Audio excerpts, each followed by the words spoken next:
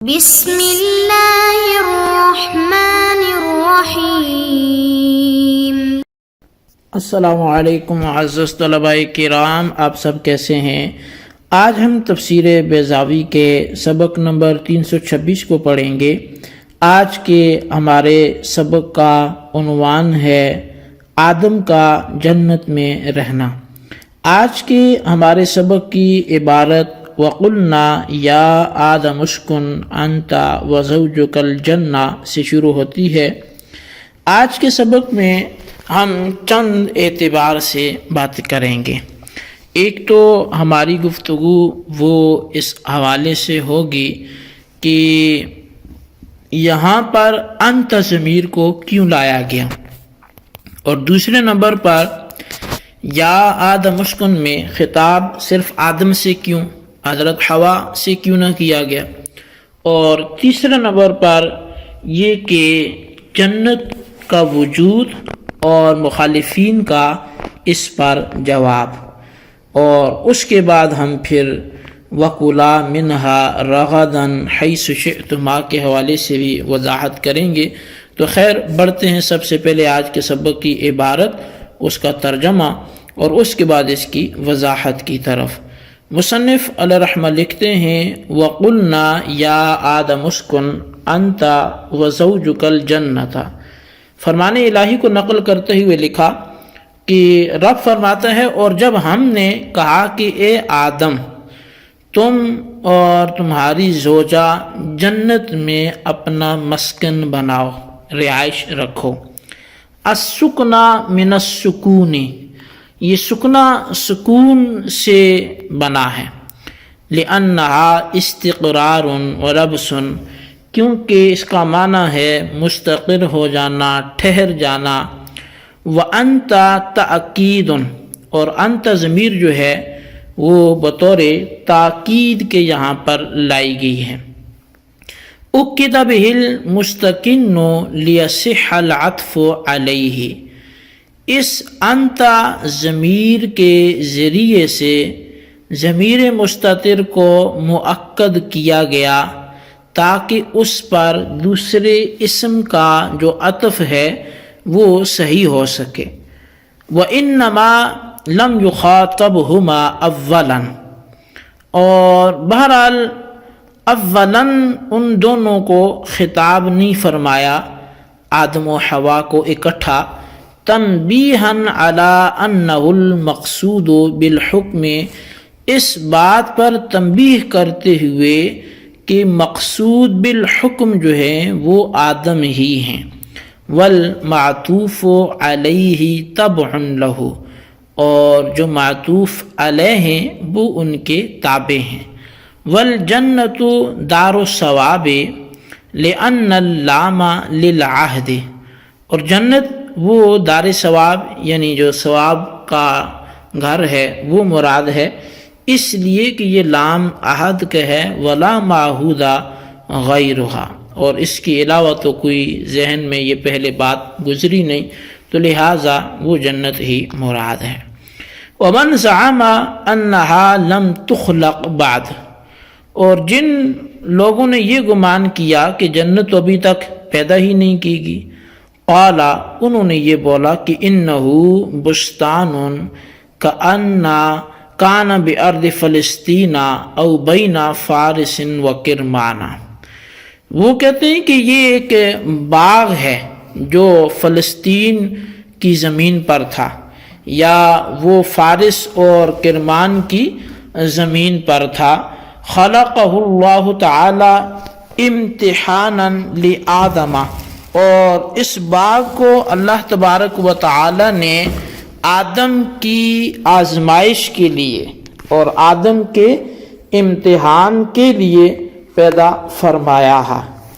وحمل الاحباط علی الانتقال، اور اہبطوا جو رب کا فرمان ہے اس میں احباط کو محمول کیا گیا اس باغ سے منتقل ہونے پر الی ارض الہند، ہندوستان کی زمین کی طرف۔ کما فی قولہ تعالی، جیسا کہ اللہ تبارک و تعالیٰ کے فرمان میں ہے کہ اہبتو مصرن، کہ تم مصر کی جانب منتقل ہو جاؤ، وَكُلَا مِنْهَا رَغَدًا، اور تم دونوں اس جنت میں سے کھاؤ بے روک ٹوک، وَاسِعًا رَافِحًا صفت مصدر محذوف، کہتے ہیں رغدًا کا معنی واسعًا ہے، وسیع اس جنت سے جو وسیع ہے اور عیش والی جگہ ہے، یہ مصدر محذوف کی صفت ہے، یعنی وَكُلَا مِنْهَا أَكْلًا رَغَدًا، وسیع کھانا کھاؤ، حَيْثُ شِئْتُمَا، جہاں سے تم چاہو، اَيَّ مَكَانٍ مِنَ الْجَنَّةِ شِئْتُمَا، جنت کا جو سی بھی حصہ جہاں سے تم چاہو، وسع الامر علیہما ازاحۃ للعلۃ والعذر فی التناول من الشجرۃ المنہی عنها من بین اشجارها الفائتۃ للحصر، ان پر اس معاملے کو وسیع کیا گیا اس سبب کو زائل کرنے کے لیے اور عذر کو ختم کرنے کے لیے کہ جس درخت سے روکا گیا اس کے علاوہ سے کھانے میں عذر کو ختم کرنے کے لیے ان درختوں کے درمیان سے کہ جو حسر کو فوت کرنے والے ہیں۔ جی طلبہ کرام، یہ تھی ہمارے آج کے سبق کی عبارت اور اس کا ترجمہ۔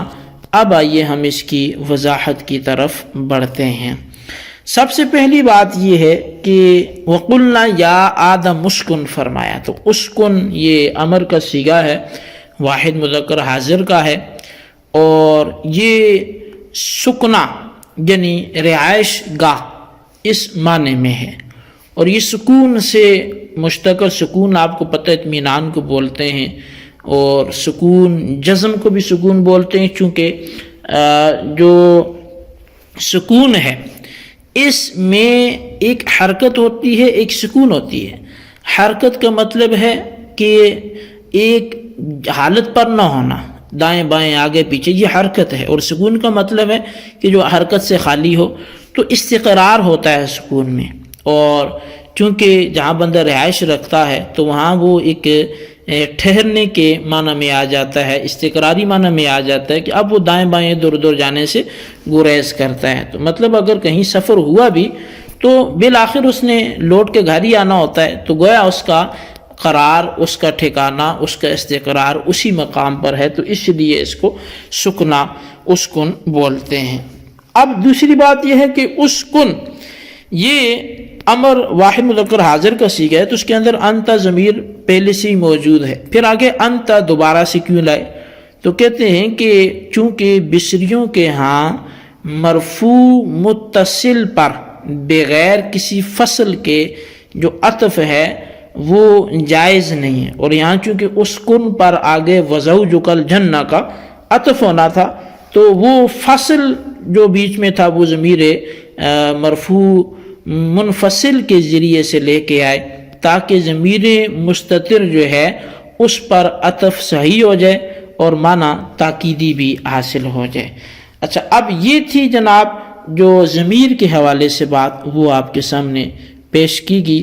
اب یہاں پر جو دوسری چیز ہے وہ یہ ہے کہ اللہ تبارک و تعالی نے دونوں کو مخاطب نہ فرمایا، یعنی حضرت آدم کو، حضرت حوا کو، ان دونوں کو ابتداً مخاطب نہیں کیا گیا۔ جو خطاب کیا گیا تو ان میں سے ہر ایک سے نہیں کیا، صرف آدم علیہ السلام سے خطاب کیا۔ تو اب یہ ایک سے خطاب کیوں کیا؟ تو فرمایا اس لیے کہ یہ اس بات پر تنبیہ ہو جائے۔ آگے تو وَقُلَا میں دونوں کو مخاطب کیا، یہاں ایک سے اس لیے کیا کہ جو مقصود بالحکم ہیں وہ اصل میں آدم ہی ہیں، حضرت حوا جو ہیں وہ ان کے تابع ہو کر ہیں۔ اچھا، اب جنت کیا ہے؟ کہا یہ دار ثواب ہے اور لام عہد خارجی کا ہے، تو چونکہ عہد یہ پیچھے پہلے سے خارج میں جنت کا ذکر بھی پیچھے گزر، عہد ذہنی بنائے تو وہ پہلے ہی ذکر گزر چکا ہوا ہے، تو اس کے علاوہ کوئی دوسرا معہود بھی نہیں ہے۔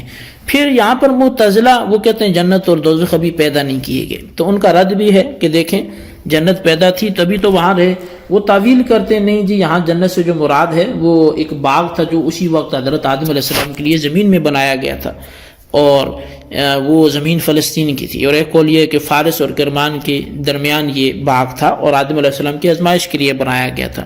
اور اہبتو کا جو معنی آگے آئے گا تو وہ اہبتو یعنی اتر جاؤ جنت سے، تو اس کا مطلب یہ ہے منتقل ہو جاؤ، جیسے اہبتو مصرن یہ اللہ تعالیٰ نے حضرت موسیٰ علیہ السلام سے فرمایا تھا ان کی قوم سے۔ تو بہرحال یہ وہ اس کی تعویل کرتے ہیں، لیکن اعدت للمتقین جنت کے لیے قرآن کریم میں مختلف جگہوں پہ استعمال ہوا ہے، تو خیر مسئلہ یہی ہے کہ جنت پیدا کی ہوئی ہے۔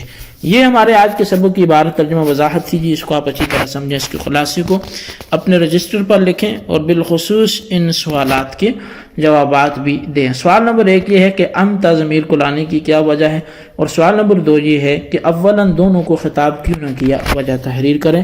اللہ تبارک و تعالیٰ سے دعا ہے جو کچھ ہم نے پڑھا سنا اسے یاد رکھنے کی توفیق نصیب فرمائے، آمین بجاہ النبی الامین صلی اللہ علیہ وسلم۔